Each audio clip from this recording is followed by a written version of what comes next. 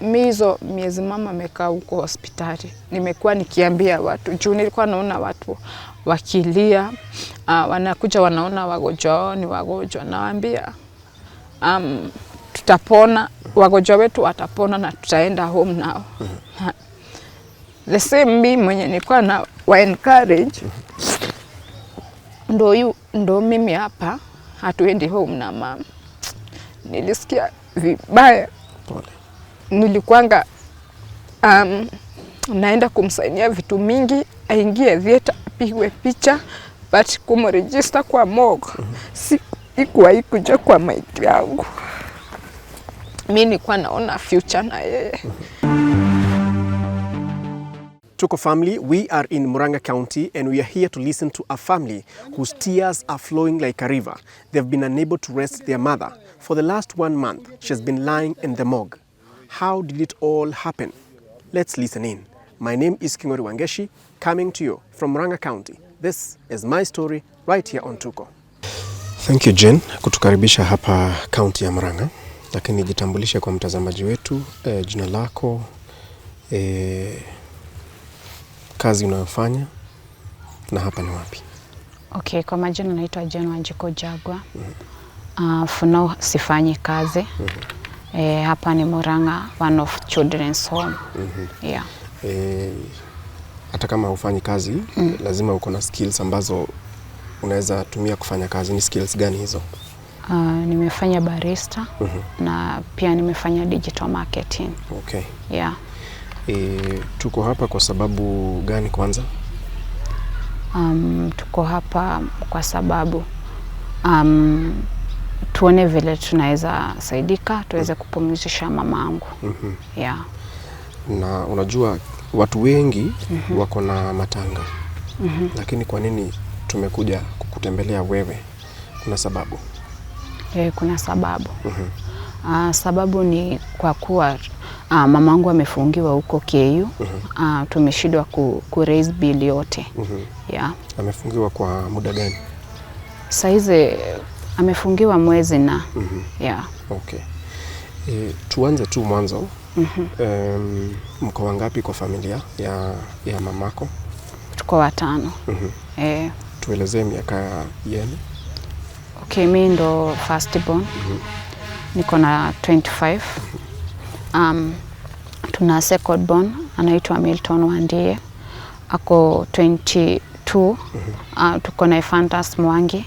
Ako 18. Tuko na Eric Choroge. Ako 17. Na tuko na Ann Kashiko. Ako 15. Yeah. What about your dad? Babangu aliaga kitambo. Mwaka gani? Aliaga 2008. Yeah. Sasa tueleze kuanzia 2008 vile mama yenu amekuwa akiwalea, mmekuwa mkiishi namna gani? Okay, vile babangu alikufa, tukatoka kwa shosho yangu, tulikuwa wadogo. Tukatoka kwa shosho yangu, mamangu akaanza sasa kutafuta vibarua, anapata, akipata like tuseme amepata like bali na kwa shosho yangu, tunatoka huko tunaenda rental. Anachapa kazi. Yeah. Alikuwa anapata kazi vibarua kama gani? Sana sana ni kufulia watu. Na hivyo ndivyo alikuwa anawalea? Yeah. Chakula, mavazi, pahali pa kuishi namna gani?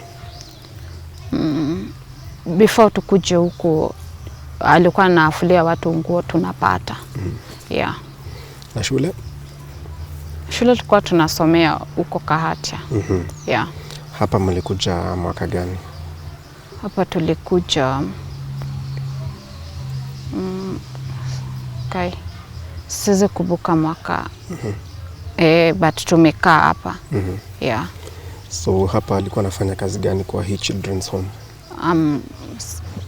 Kuosha watoto nguo sana sana na sasa kuwaosha na hao wadogo sasa kuwapeleka shule. Hawasomei hapa, wanasomea shule zilizoko karibu? Yeah. Okay.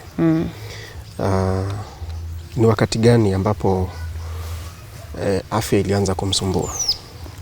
Last year December. Alianza kuumwa na kichwa. Mimi sikuwa hapo hiyo wakati.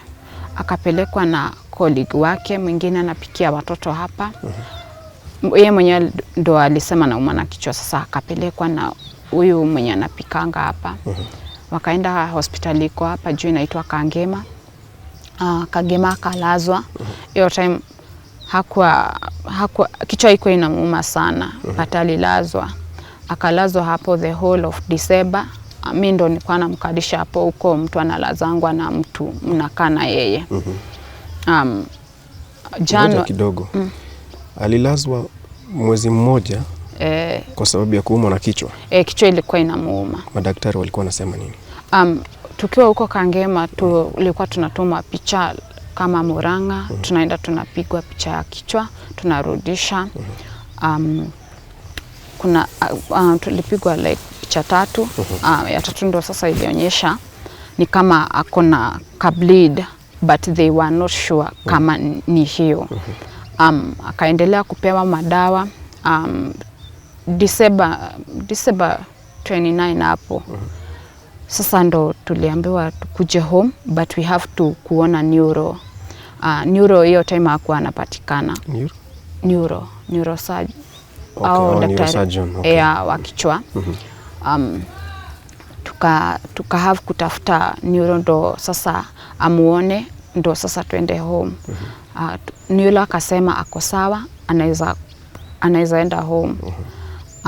Tukakuja huku home. Ngoja kidogo, bleeding ilikuwa kwa kichwa? Ilikuwa kwa kichwa. Vile wao walisema ni kadogo, yenye inaweza according na dawa zenye amepewa na venye wanaona progress, ni kitu inaweza jiponesha. Na tukikuja home, like akikuwa huko alikuwa ameshindwa na like kutembea, then akaanza kutembea tena, meaning ameanza kupona. Hivyo ndo alisema. Ni yule akimuassess alisema vile amesikia kuongea kwake nini ako sawa. Yani hapotei. Sasa tukakuja huku tena amepona, but hajapona kabisa. Kwani hapo awali alikuwa anapotea kimaongezi? Like tuseme umemsalimia, anakuambia vitu zake. Akaenda hivyo akirudi mpaka sasa tukakuja home. Tukapewa ruhusa tukakuja hapa. Kukiwa January tena kichwa ikaanza kuuma, na sasa inauma ile unaona ukweli inamuuma. Tulikuwa tumekaa tu hapa asubuhi, kitu si asubuhi, ni kitu usiku saa 9 huko. Akaniamsha akaniambia kichwa inamuuma na inamuuma sana. Tulikuwa tumepewa painkillers in case aumwe na kichwa. Nikaamka kumuendea hiyo painkiller. Mimi narudi kumchukulia maji, sasa ndo ameze hizo painkillers. Napata amezidiwa, ameanguka, anatoa what do we call it? Ni povu. Sasa nikaita security wa hapa, akatafutiwa gari juu hangeweza kutembea peke yake. Tukampeleka Kangema kwanza kwenye tulikuwa tumetoka last time. Kangema vile tulienda ni first aid, ambulance hadi tukaenda Murang'a. Murang'a tukaambiwa kwanza apigwe picha ndo wajue hasani nini nafanya kichwa imuume. Akapigwa picha ikaonyeshana bleed imeongezeka. Sasa akatumwa ICU. Akakaa ICU, tukaambiwa akikuwa uko ICU, neurosurgeon akatuambia shida yake sasa nitasemaje, haizi tibiwa huko. Juu anafaa kwenda surgery, na huko Murang'a hakuna hizo machine za kufungua the skull sasa. Sasa tukaambiwa to raise pesa, huyo neuro wake aende na yeye hospitali ingine, amfanyie sasa hiyo tripping, sasa the surgery amweke tule tuchuma hapo penye pana bleed. Alikuwa ile mshipa ilikuwa imekatika mara moja. Sasa tukiwa huko. Sasa hii time anauma na kichwa hapa, sasa tunamkimbiza. Ile vile alikuwa anatuambia nauma na kichwa, sasa ilikuwa inakatika mara ya pili. Sasa mshipa imekatika twice. Sasa ndo aliuma na kichwa hivyo. Tukakaa huko ICU tukijaribu kutafuta pesa. Tumeambiwa to raise 500,000 na sasa SHA ilipe 500. Tukakaa tukuweza kuiraise yote. Na wakati huo mlikuwa na nani? Kusema tukajaribu kuiraise ni akina nani au mko nao? Relative, friends, tukafanya harambee. Pesa bado haikutosha. Pesa yenye ilikuwa inatakikana haikutosha. Sasa the neuro akaona hatutakaa hapo na tumeshindwa ku raise pesa, aende afanywe surgery, akaturefer tuende Kenyatta. Juu Kenyatta wange tu attend even without pesa, tutafutange pesa baadaye. Sasa ndo tukapelekwa Kenyatta. Tukikuwa huko Murang'a, tukaambiwa kwanza tuende Nairobi West. Huko ndo wanapiga picha clear na wanataka kuona mishipa zote. Sasa tukaenda Nairobi West. Nairobi West akapigwa hizo picha, tukarudisha hapa, wakaona ukweli hawana hizo machine. Sasa ndo tukatumwa Kenyatta. Na safari ya kwenda Nairobi West mnaenda namna gani? Tunapewa ambulance from Murang'a, nurse tunaenda huko. Picha alikuwa anaenda kupigwa ni 20,000. SHA ilipe 7,900. Sasa hizo zingine mlipe, na sasa tulikuwa tumefanya harambee, kwa hivyo hizo zingine za juu tuliweza kulipa juu tulikuwa tumefanya harambee. It was that critical that mnapatiwa ambulance kwenda kumpeleka hospitali? Actually from the time tulitoka hapa sasa hiyo January, mamangu hajaibebwa na gari ingine, ni ambulance. Tukishuka kwa hii ambulance, tunaingia kwa hii ambulance. Tukapewa ambulance, sasa tukaenda Nairobi West. Sasa after Nairobi West tukarudi Murang'a tena. Murang'a sasa wakaona condition yake si ya kuwekwa hapo ati tutafutange pesa, hazitoshi. Sasa ndo wakatutuma Kenyatta. Tukaenda Kenyatta. Kenyatta tukakaa. Sasa bado huko Kenyatta akapigwa picha zingine. Wakasema condition yake inahitaji DSA. DSA ni ile picha ya unapigwa picha inaonyeshana ni wapi mshipa inatoa damu. Wanaingiza uto tuchuma, inaitwa coiling. Wanakufanya coiling at the same time wanakupiga hiyo picha. Kenyatta wakasema for that time hawakuwa na hiyo picha ya DSA. Wakaturefer tuende KU, huko ndo DSA iko, na huko ndo tulienda. Tukapewa ambulance, tukakuja hadi KU. Now ni February 23. Mamangu ndo aliadmitiwa KU. Na tulikuwa tukitoka huko Kenyatta, tulikuja KU on Monday. Tulikuwa tumeambiwa akikaa sana kama hajaingia hiyo DSA ni kama siku 3. But sasa tukienda huko haikufanyika hivyo. Tukakaa bado tukigoja sasa aingie DSA.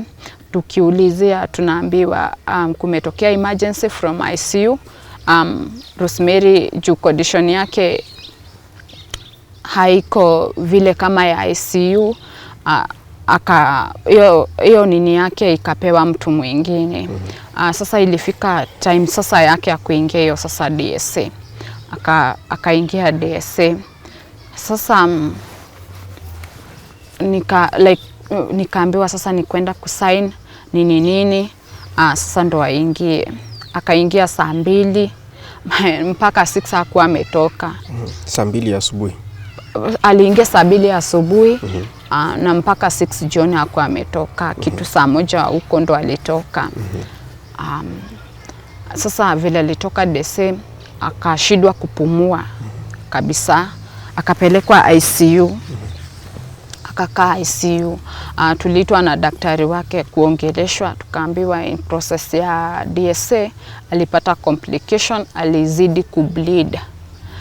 Walikuwa ndo uingie hiyo DSA, wanaangalianga kama mishipa zako ziko wider ama narrow. Kama sasa zake zilikuwa zimeonyeshana anaweza ingia DSA.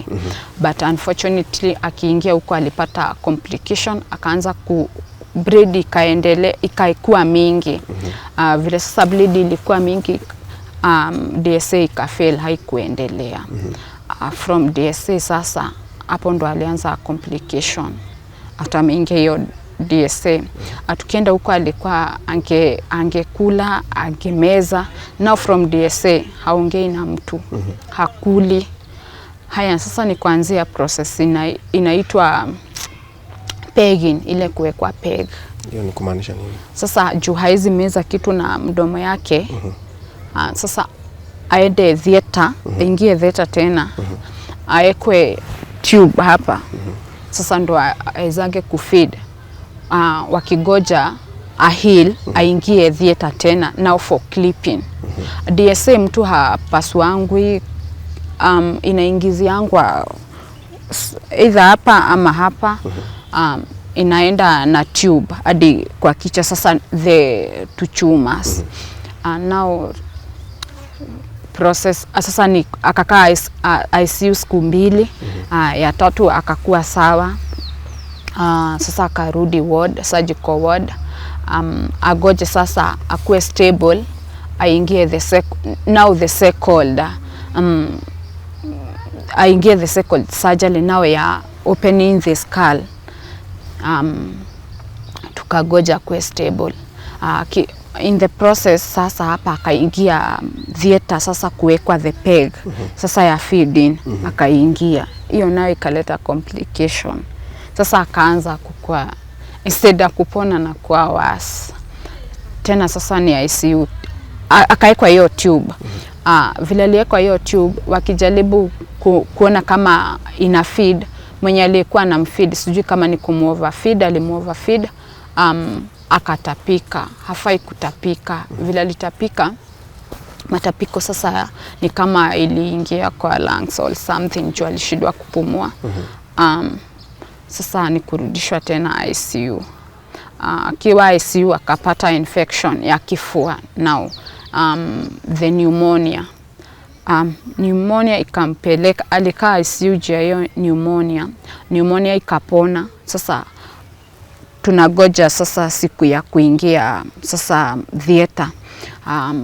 Tuseme like today ndo like kesho ndo anafaa kuingia theater. Amepona sasa anaenda theater kesho. Sasa tumeambiwa kesho ndo Rosemary anaenda theater. Today akashindwa kupumua na kupumua. Haizi enda theater kama uwezi kupumua vizuri. Sasa ni kurudishwa ICU tena. Na now from hiyo time sasa ameingia ICU, hajakuwa stable tena. Sasa ni unasikia leo sijui amepima nini, amepigwa picha za kifua, kichwa juu. Lazima wakae wakipiga picha wajue kama bleed inaendelea ama ili stop. But yake sasa iliacha kuendelea. Sasa ni maji inaongezeka hapo penye pana bleed. Maji sasa ile nini system ya maji na damu, system ya maji sasa imepata damu. Sasa ni kama ni chafu. Maji sasa ya bleed sasa ni kama ni chafu juu ya ile damu. Sasa ni kwanza kuna dawa zingine tulikuwa tunaambiwa tumbaye, zinaitwa ni Modipine za kuzuia asibleed tena na pressure ikuwe maintained, ispande juu. Pressure ndo ilikuwa inafanya pressure ikipanda inakata. Sasa anatumia hizo ni Modipine. Akatumia mpaka sasa time sasa yenye alishindwa kupumua kabisa. Infection sasa inaenda ikiongezeka. Inatafuta ni nini ina cause sasa the infection sasa ya kifua. inazidikana, haijulikani inatoka wapi. Anashindwa, anaendelea tu akishindwa kupumua juu akikuwa ICU nao ameshukishwa from main ICU akapelekwa sasa IDU sasa ya chini. Alikuwa na ile ya kuwekwa kwa mapua ikiwa nje. Sasa hiyo imemkataa. Sasa ikasemekana sasa ni kuwekwa kwa incubator. Mungu. Sasa incubator ni ile unawekwa the tube kwa mdomo zinateremka hadi kwa lungs. Sasa nikaenda nikasign, akawekewa hizo tube. Sasa akarudishwa sasa main ICU. Ndo sasa aweze kukua incubated. Akawekwa hizo tube akakuwa incubated. Na sasa daktari wake alikuwa ananiambia ukikuwa incubated unapumuliangwa na sasa the tubes sasa zenye umewekwa na sasa ile machine na kusaidia, but yeye alikuwa anaenda against sasa na hizi tube zinampumulia na yeye anapumua. Sasa unapata juu yeye anapumua, anajaribu kupumua, zinaenda zikitoka.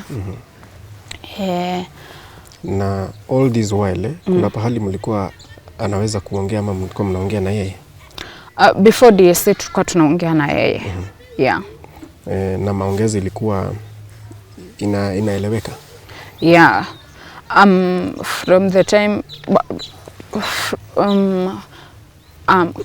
tukiwa Kangema ndo alikuwa imepotea kidogo, memory imepotea kidogo.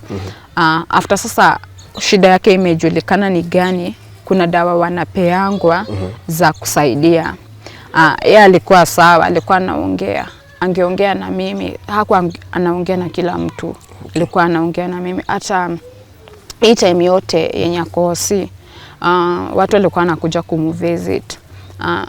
Unaweza shida hapo ukimuita na sikuitike. Mimi hata sijui alikuwa anajua je mimi nakuja. Sijui kama ni movement, sijui. Angenisikia tu amke. Aniangalie, bataongee. Hata alikuwa anakuangalia sana, hata kunishika kwa like ndo apumzike. On Sunday Saturday alikuwa anawekewa hizo dawa za kulala. Sorry. Ndo apumzike on Sunday, hiyo Saturday. Alikuwa anawekewa hizo dawa za kulala, anaamka sijui kwa nini, na siku zingine angewekewa alikuwa analala tu, but hiyo Saturday alikuwa anaamka. Unaona na struggle kupumua juu alikuwa anajipumulia na anapumuliwa na machine. Sijui kwa nini yeye alikuwa anafanya hivyo. Alikuwa anaamka. Naona amesweat na naita huyo nasi wake anakuja na mdunga zingine za kulala. Yeye mwenyewe anaamka. Nikimfanya hivi anaamka. Mtu mwingine akimguza ananiangalia. I guess that 1 week sasa yenye amekuwa incubated, kazi ni dawa za kulala juu alikuwa na struggle, alikuwa na sweat. Alikuwa anapumua ukiwa kama wapi huko, unamsikia. Nikiingia huko ICU nilikuwa namsikia akipumua. Alikuwa anatoa sauti akipumua.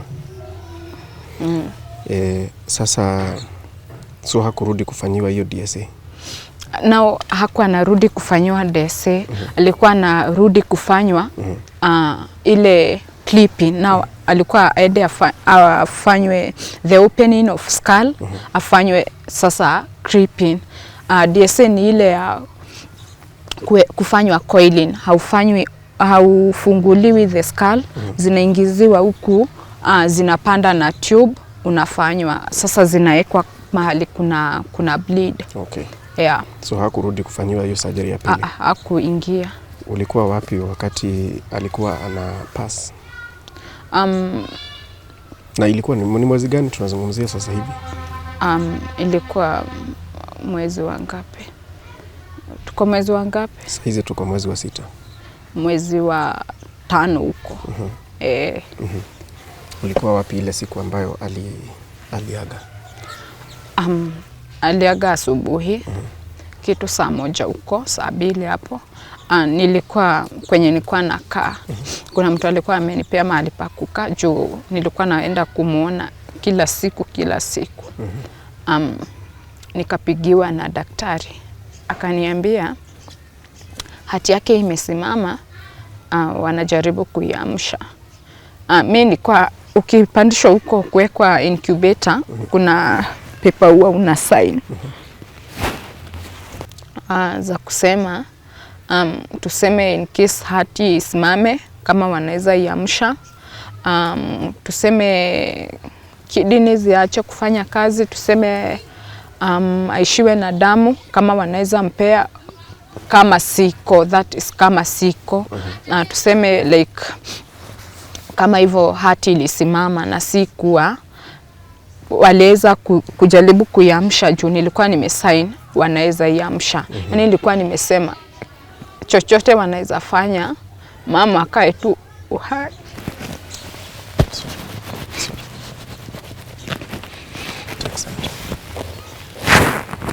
Mama akae tu uhai waifanye. Sasa akanipigia hiyo asubuhi, akaniambia niende, Rosemary hati yake imesimama. Na wanajaribu kuiamsha, of which walikuwa wananidanganya juu waliniambia wamejaribu kuiamsha na ni kama inaamka. Na mimi kutoka KU hadi place nilikuwa si dakika mingi, but nikifika hapo na soja wananizuilia kuingia. Na najaribu kuambia nimepigiwa from ICU, waache nipite. Wakaniambia tuliambiwa watu wa Rosemary wakikuja waingie huko conference room. Nikawauliza kwani kuna shida gani? Wananiambia ingia hapo. Mimi nilikata si kuingia. Nikaambia soja ache mimi tu nipite. Akakata, nikagoja aingie na huko. Nikaenda kama nimeenda pale, mamangu alikuwa amekaa, alikuwa amewekwa bed 1. Bed 1 ni inaekagwa wale watu ni wagonjwa bed 1. Sasa kwenda hivyo. Sasa nikaenda kama nimekimbia bed 1. Nikapata amefunikiwa, but ni moto. But naona huku kwa check ni kama walikuwa wanajaribu kuiamsha, ukweli walikuwa wamejaribu kuiamsha. Resuscitation. Yeah. Yeah. Sasa after nimemuona nikaenda sasa hapo kuongea na daktari. Ndio sasa nieleze what happened. Yeah. Then ukabreakiwa the news. Mimi mwenyewe ndo nilijionea. Mimi nilikataa kuingia huko, watu wanaingia kwanza ndo sasa waambiwe. Mimi nilienda direct kwa kitanda yake na nikampata ukweli walikuwa wamejaribu na ameenda, but alikuwa moto. Mimi nilikuwa ameenda hiyo asubuhi.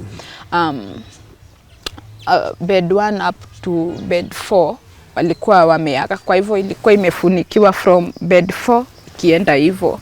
Wote walikuwa incubated. Sasa ilikuwa imefunikwa hivyo. Sasa ungeingia tu. Hakukuwa na atina nasa around or something. Sasa ilikuwa imefunikiwa na zile vitu za kufunika. Wote ilikuwa imefunikwa hapo. At that point, what came to your mind? Or what was your first reaction? Nilishtuka juu. Mi hizo miezi mama amekaa huko hospitali. Nimekuwa nikiambia watu juu nilikuwa naona watu wakilia, wanakuja wanaona wagonjwa ni wagonjwa. Nawaambia tutapona, wagonjwa wetu watapona na tutaenda home now. The same mimi mwenye nilikuwa na wa encourage. Ndo mimi hapa hatuendi home na mama. Nilisikia vibaya. Pole. Kwanza nilikaa hapo nikasema ama naota. Nikasema acha nione kama sikuota naota, but nikapata sikuota, ni ukweli. Ni ukweli sioti. Yeah. Sasa shida hata iko hapo. No, shida ilikuwa wamechukuliwa hizo gali za kubeba utoto nini tunabebanga mili. Trolleys. Yeah. Nimekaa hapo kwa mlango ya ICU. Sasa zikaanza kutoka. Umesikia walikuwa wamekufa kadhaa hapo. Sasa sijui mamangu ndo wa kwanza ama ndo wa pili. Sasa mimi nilifuata hizo mili. Shida ilikuwa kumregister kwa morgue. Nilikuanga naenda kumsainia vitu mingi, aingie theater, apigwe picha, but kumregister kwa morgue ikuja kwa maiti yangu. Mimi nilikuwa naona future na yeye. Kanda nikakaa hapo kwa morgue. Sasa nikigojea aunti yangu akuje judo alikuwa huyo next of kin mwingine na singemregister peke yangu. Sasa hapo ndo niliona ukweli ameenda. Pole, let's take some time so that you upumue kidogo. Pole sana Jane. Pole. Asante.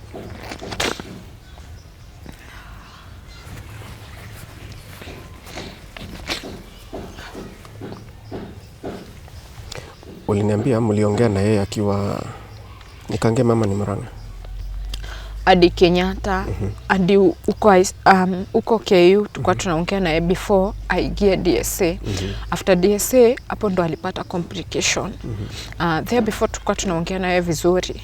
Unaweza kumbuka mlizungumzia nini the last conversation mlikuwa naye nayo? Alikuwa ananiambia nywele yake inakaa vibaya. Kila siku alikuwa ananiambia nywele yake inakaa vibaya. Anataka kwenda home akashukwe na avae earrings. Namwambia tutaenda. Juu sisi ndo tulimbomoanga nywele ndo aingie ile nini ya picha ya kwanza. Hangeenda na nywele zake zilikuwa zimekuwa tuchuma na uko mtu aingiangi na vitu ziko na chuma. Ananiuliza watoto wako aje, wanaenda shule? Namwambia wanaenda shule. Ananiuliza juu nakuja huku kila siku, watoto wanaangaliwa na nani? Namwambia watajipanga wataenda shule. Yani nilikuwa nataka niulize at that point watoto walikuwa wapi? Walikuwa hapa. Walikuwa hapa. So nani alikuwa anawaangalia? Hata mimi niulize kama mamako. Wamefika mahali wanaweza joshea nguo. Wajitayarisha waende shule. Na hapa shule ukikuwa number 1 from number 1 to number 10 masomo bora inalipiaga watu. Yeah. Okay. At what point uliwabreakia news ukawapea hiyo habari? Mimi sikuambia. Sikuweza kuambia. Hata brother yangu vile nilijua sasa mwenye amenifuata vile nilijua mama ameenda, nilimpigia simu nikamwambia akuje. Mama anamuita. Alikuwa amekuja kumuona like Friday. Na the whole time mama alikuwa anamwangalia. Sasa nikampigia nikamwambia mama anamuita. Sasa ndo nikamwambia aingililie gate A akuje, si kumwambia aingililie hiyo gate ya morgue.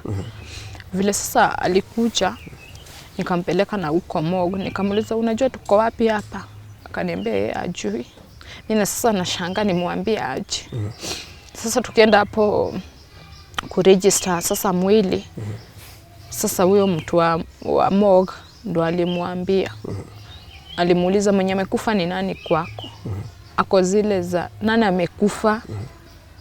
Na jana hajaniambia. Sasa hapo before akuje nilijaribu nikakuwa strong for them. Sasa hange suspect kitu. Hata vile nilimpigia simu nikamuongelesha hange suspect kitu. Juu maybe akikataa kukuja ama ningemwambia akikuwa na huko labda hata sijui kitu baya ingemhapenia. Nikamgoja mpaka akuje. Yeah. Maisha yako yalibadilika namna gani kuanzia hiyo dakika mpaka hivi sasa? Tangu mama akuwe msik, sijai atipata usingizi ati from time nimeenda kwa kitanda hadi asubuhi. Most of the time nilikuwa napata usingizi asubuhi. Kwanza nikimwacha akistruggle, the whole time sitalala. Na sasa sana hata nilikuwa nachelewa huko KU. Anatolewa na soja na ambaye time ya visit nimeisha na nitajificha tu nirudi. Nikaeka na yeye before time sasa ya nurse kukuja kuwapea food na dawa. Sasa ndo natoka huko usiku at least naona amepewa dawa, food. Sikuwa nasikianga kumwacha. Sasa tupeleke process ya kuclear kwenda kuangalia bill hadi hivi sasa. Sasa after tumemregister tukaambiwa more for 10 day package ya 10 days ni ngiri 10, 10,000. Sasa hapo process ya kuregister mwili, mnaulizangwa mwili mlikuja nayo ama mwili is from hospital. Sasa yetu ilikuwa from hospital. Tukapewa twende tupewe discharge huko juu, tukipewa bill. Sasa ndo tulienda tukapewa bill. Bill ikakuja 2.4 million shillings. Sasa kama ijatolewa pesa ya SHA, sasa ikatolewa SHA ikatulipia 684,000. Sasa bill ikabaki 1.7 million shillings. Nao ikikuwa haina pesa ya morgue. Mlianza kufanya matanga kama kuliendaje? Tulikuwa tumeanzia kufanya matanga side ya huko kwa shusha yangu. But side ya shusha yangu kuna shamba yake kuna na kesi. Kwa hivyo tukaletewa barua ya kutuambia tufai kufanya matanga hapo. Okay. So ni nini kiliendelea basi after hapo? Sasa after hapo ni kwanza kujaribu venye sasa tutaweza kulipa hii bill, at least tuweze kupumzisha mama. Tukajaribu kufikia MCA wenye wanataka kiti 2027. Tulifanya harambee. Tukifanya harambee tukaenda tukalipa pesa kidogo huko. Tunaenda huko kwa social work. Kwa hivi sasa bill ni pesa ngapi? Sasa bill ni 1.7. Na yenye nyinyi mmelipa na SHA ni about 700,000. So hiyo 1.7 million shillings ndio imezuia ndo inazuia sasa tuweze kupumzisha mama.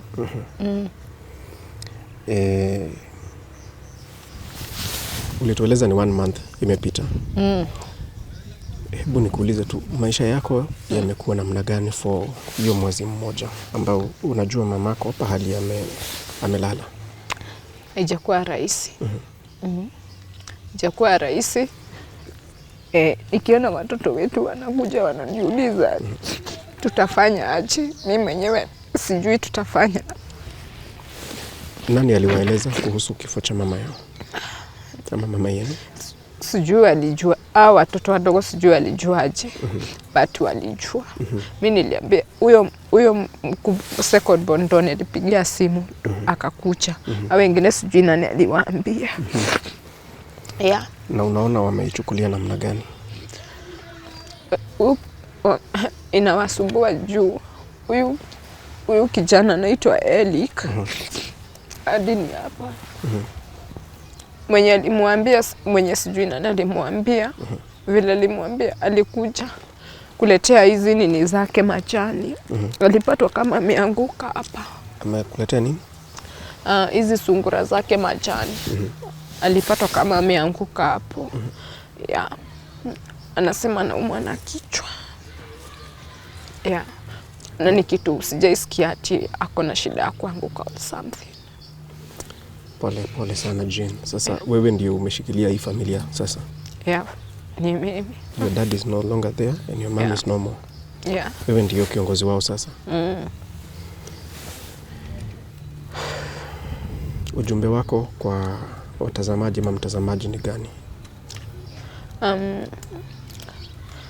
Waweze kutusaidia at least tuweze kupumzisha mama. At least tuweze kuanza kuheal. Yeah. Tunaweza my worry.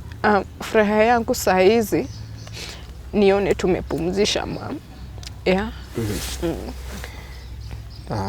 We wish you the very best, and I hope that will happen with support from our audience, Tuko family. But hebu tueleze zaidi kuhusu vile ambavyo mnaishi hapa ni kwa children's home. Yes. So now I understand your mom alikuwa mnaishi hapa kwa sababu alikuwa anafanya kazi hapa. What happens next? Hapa tuwezi kaa sana, hata tukai juu lazima hapa kutaletwa mtu mwingine mwenye atakuwa anaosha watoto nguo na atapewa nyumba yenye mamangu alikuwa amepewa. Kwa hivyo sisi ni tutoke. Mtaenda wapi, Jane?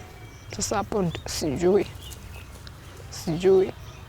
Kutoka tutatoka juu hapa si kwetu. Kwa kuenda ndo sasa sijui tunaenda wapi. Shosho yenu wako hai? Shosho yetu wako hai, ni mkonge. Mnaweza rudi, mnaweza enda huko kukaa pahali yako? Huko? Sijui kama sasa tunaweza enda. Kama for now sijui juu. Unasikia sasa hapo kuko na kesi. Hadi matanga tuwezi fanyia hapo. Sasa sijui. Acha niseme for now sijui. Okay. Yeah. Let me ask another one. Suppose hiyo process ya billing na kila kitu imekuwa sorted. Mtapumzisha your mama wapi?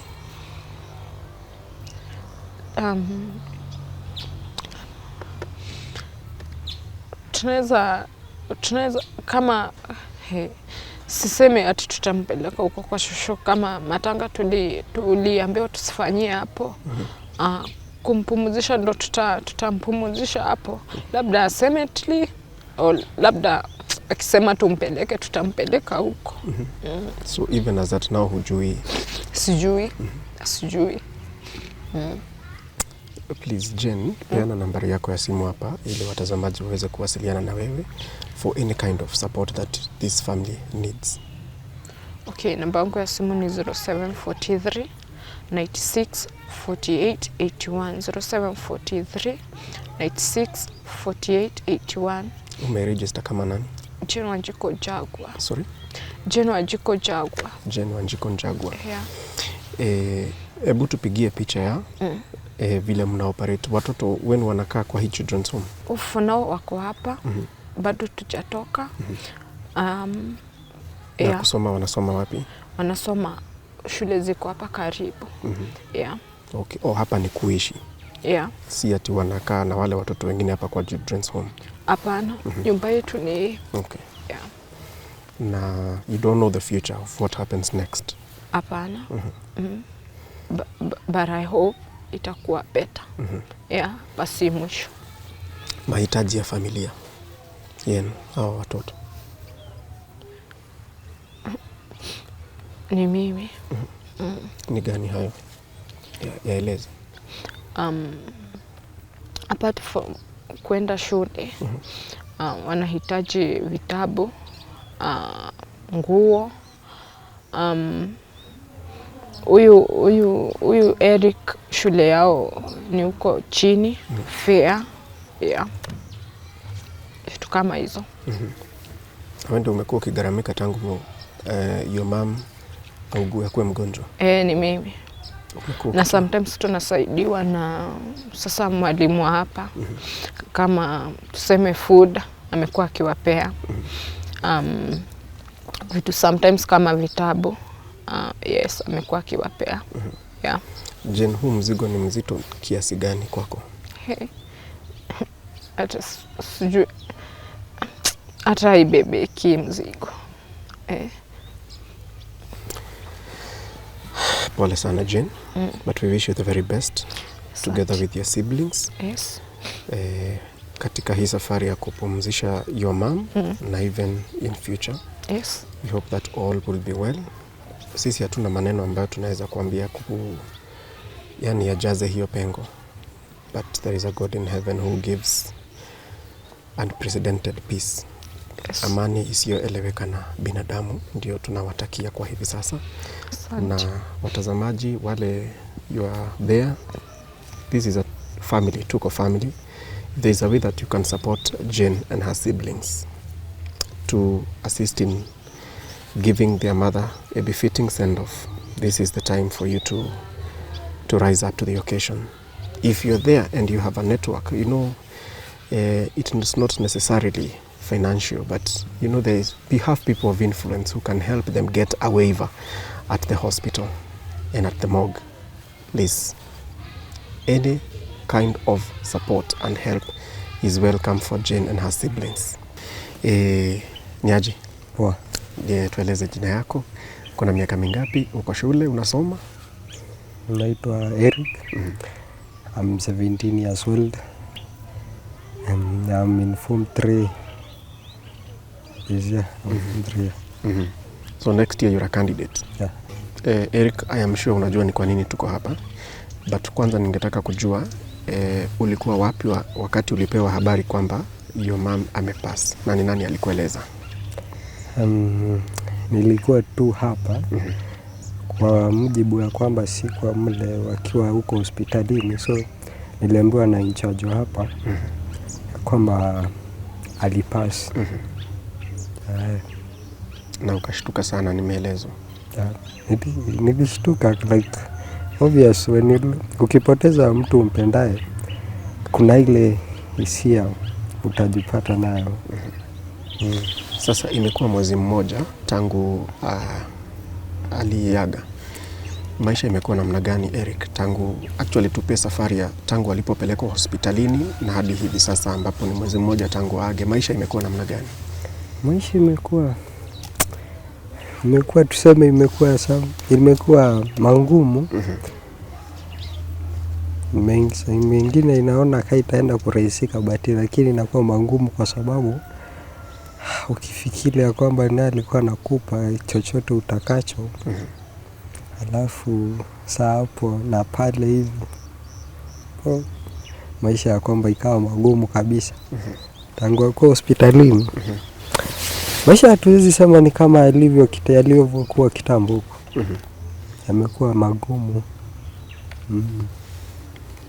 Na yameathiri masomo yako hii hali ambayo imetokea?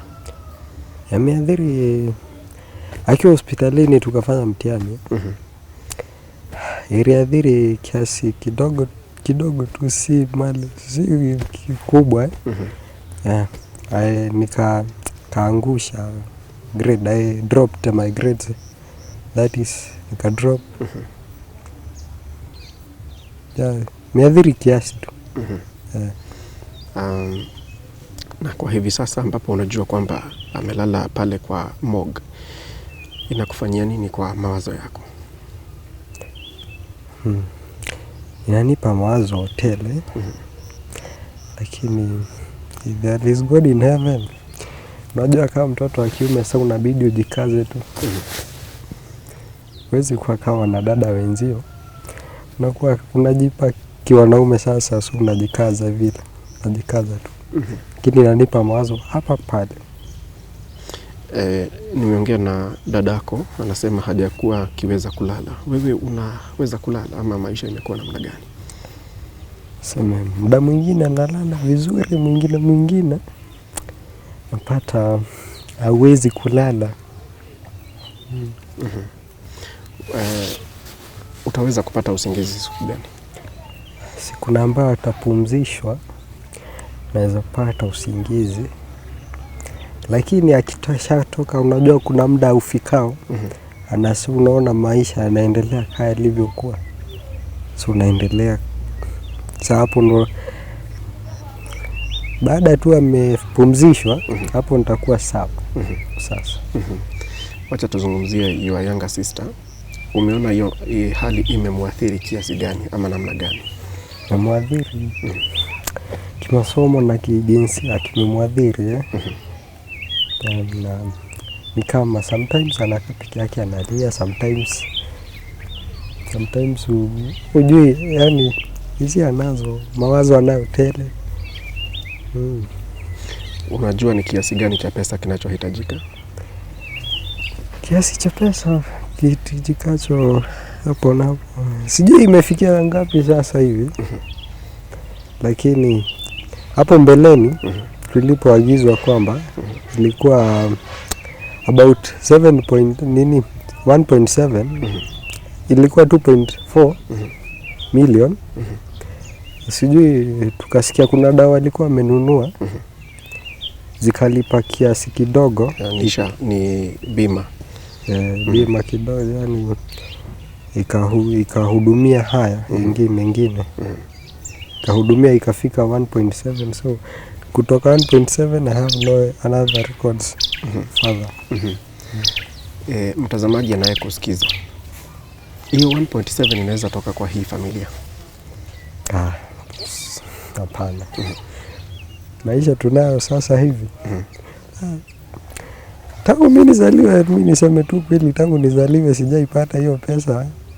So hata kama akiwa uhai tu kwa na pesa, sasa ndo alikuwa anatuhudumia masomo yetu hapa pale.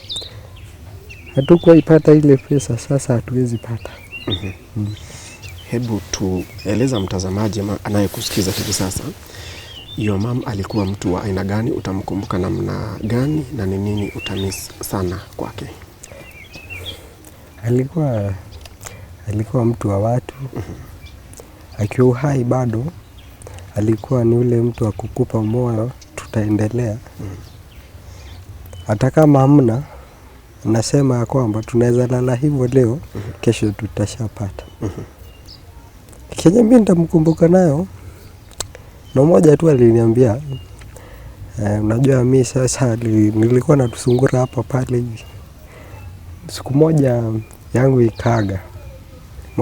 Nikamwambia imekufa, ndo nimweleze imefa. Kaniambia cha muhimu sio umekufa, ila wewe waendelea, maisha tu itaendelea kama yalivyokuwa. Hiyo ndo yani alikuwa mtu anakupa moyo, yani utaendelea. Na ndo hiyo ndo utamkumbuka nayo. Alikuwa ile anipa motisha. Ni nini utamiss sana kutokana na yeye? Kumiss sana ni ile masomo andika. Ile hali alivyotutunza. Umesema kwamba alikuwa anawaambia leo tunaweza lala bila chakula lakini kesho tutapata. Mumelala bila kukula? Sometimes unajua maisha ni magumu, so sometimes utalala hivyo. Pesa ikikosa ya leo, kesho utanunua. For the last 1 month mmekuwa nani amekuwa akiangalia tuseme mambo ya chakula, usafi hapa kwa nyumba? Tuseme ya kwamba manager huku ni mzuri. Ana moyo wa utu. So hakututekeleza. Akisikia mefa, unajua watu wabaya wanaromba, atakwambia toka nenda. Shamaliza kazi yako hapa, toka nenda. Saka tuambia tukae hapa, wakisha settle sasa we can move out, now tunaweza endelea. So ni hata ikuwa imetuangalia hivi, anatupa chakula hapa pale na tuendeleza. Okay. Kwa hivyo ombi lako kwa mtazamaji ama anayekusikiza ni gani? Ombi langu kwa mtazamaji ama anayenisikiza ni kwamba akitusaidia tumpumzishe mamangu, tutakuwa na ile furaha kwa wanadamu, na alafu tusaidie tusiakati masomo yetu hapa, kwa sababu hapa tutatoka ni kwa muda tu. Hapa tutatoka, tutaenda. Sasa na moyo ya kwamba atatusaidia wakitusaidia tutafurahia. Tujue what next. Okay. Ndoto yako maishani kikazi ni gani? Ndoto yangu kikazi ni kuwa profesa wa Oxford University. Anayefunza nini? Anayefunza kemistria na hisabati. We wish you all the best and we pray that dreams comes true. Amen. Asante sana kwa wakati wako Eric. Karibu sana. Introduce jina, miaka na grade yenye uko. Naitwa Ann, grade 9, 15 years. Ann, kwa hivi sasa nitakuuliza maswali chache sana. Ulikuwa wapi ambapo uliambiwa kwamba your mom amepass? Na pole sana kwanza. Asante. Kwa huku na watoto wengine. Hakuja akaniita akaniambia ameenda. Nani alikuita? Bratangu. What was your first reaction? Mimi nilishtuka. Nikaanza kulia nikashindwa. Au kama ameenda. Maisha imekuwaje tangu your mom alikuwa mgonjwa? Ngumu. Tueleze zaidi. Ilikuwa ngumu cause yeye alikuwa atuletea chakula. Tukimwitisha kitu anatupatia. Sasa time yenye alienda tuko na mwingine. Na sasa huu mwezi mmoja ambapo mnajua kwamba amelala pale kwenye morgue kwa sababu ya bill kuwa kubwa, inawafanyia nini kimawazo haswa wewe? Mimi nina stress hata siwezi kusoma. Najikuta nimefail. The teachers wananiuliza ni nini. Wanajua ni nini kinaendelea nyumbani? Haujawaambia? Kwa nini haujawaambia yale ambayo mnapitia kama familia? Ni tu mwalimu mkuu anajua. Hebu niambie, utamiss mom na nini ama utamkumbuka na nini, na unieleze alikuwa mtu wa aina gani? Kwa mzuri. Juu mimi nikimwitisha kitu kama ni nini alikuwa ananiprovidea. Kwa nashinda akiniuliza ni ya nini. So utamiss nini haswa? Utamiss venye alikuwa tu ananipea story, venye alikuwa anacheka. Kicheko chake. Na unakumbuka mara ya mwisho kuongea na yeye mlizungumzia nini ama alikwambia nini? Unaweza kumbuka hiyo wakati? Ilikuwa ni wapi? Ilikuwa hapa nje. Mimi nakumbuka tu aliniambia nimwendee matunda. Kamletea. Hiyo siku ndo aligonjeka, tujaionana tena. Ongelesha mtazamaji, mwambie anayekusikiza. Mwambie usaidizi gani ambao mnahitaji. Atusaidie. Atabarikiwa ndo tusaidie tu tuweke mama yetu penye anafaa. Poleni sana kama familia. Asante. Na tunawatakia kila laheri katika hii safari na hata hapo baadaye. It will be well. My name is Kingori Wangeshi and this has been an episode of my story right here in Murang'a County. This is Tuko. Thank you for watching. Let's stand with Jane.